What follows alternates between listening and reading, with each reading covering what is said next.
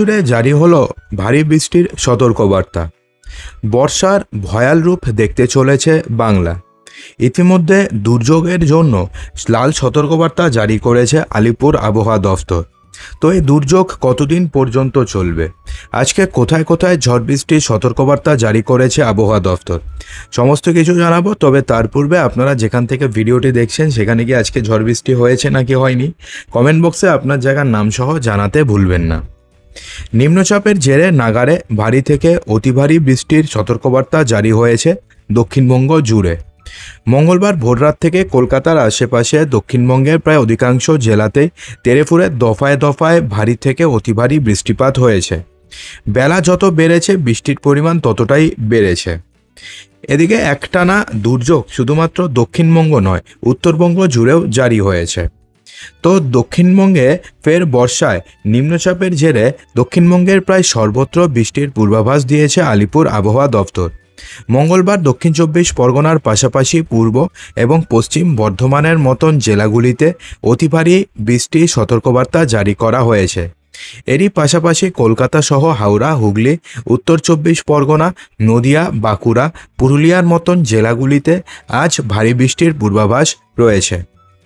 কোনো কোনো জেলাতে হতে পারে বজ্রবিদ্যুৎ সহ প্রচণ্ড ঝড় বৃষ্টি।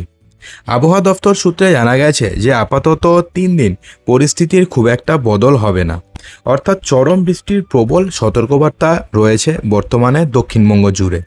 আগামী ৭২ ঘন্টায় নাগারে দফায় দফায় বৃষ্টির পূর্বাভাস রয়েছে আবহাওয়া দফতরের। এদিকে এক নাগারে এমন প্রবল বৃষ্টিতে নিচু এলাকাগুলিতে বন্যা পরিস্থিতি তৈরি হওয়ার প্রবল আশঙ্কা তৈরি হয়েছে। একটানা বৃষ্টিতে জলাধারগুলো জলস্তর বেড়ে গিয়ে পরিস্থিতি ভয়ঙ্কর বিপজ্জনক হতে পারে বলেও মনে করা হচ্ছে। এদিকে আগামী ৭২ ঘন্টায় দক্ষিণবঙ্গের একাধিক জেলাতে ভারী বৃষ্টির পূর্বাভাস রয়েছে। এই নিম্নচাপ অঞ্চলের কারণেই এই বৃষ্টিপাত হতে পারে। এদিন আবহাওয়া দফতরের তরফ থেকে জানিয়ে দেওয়া হয়েছে যে আগামী ৭২ ঘন্টায় কিন্তু দক্ষিণবঙ্গের একাধিক জেলাতে বৃষ্টিপাত হবে। মঙ্গলবার দিন পূর্ব বর্ধমান, বীরভূম, নদিয়া, মুর্শিদাবাদে ভারী বৃষ্টির পূর্বাভাস থাকছে।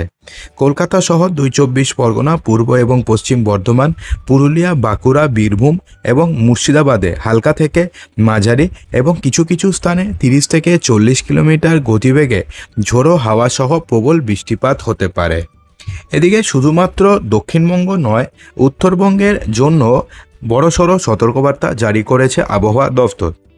উত্তরবঙ্গের আবহাওয়ার পূর্বাভাস অনুযায়ী সেখানেও হালকা মাঝারি দুর্যোগের সম্ভাবনা রয়েছে এবং বৃষ্টিপাতেরও সম্ভাবনা রয়েছে।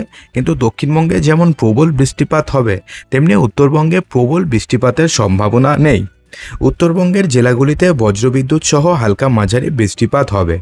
কিছু কিছু জেলাতে ভারী থেকে অতি ভারী বৃষ্টিপাতের সতর্কবার্তা জারি করা হয়েছে। কোচবিহার, আলিপুরদুয়ার, জলপাইগুড়ি, দার্জিলিং এবং কালিম্পংয়ের মতন জেলাগুলিতে আজ থেকে হালকা থেকে মাঝারি এবং কখনো কখনো ভারী বৃষ্টিপাত হতে পারে।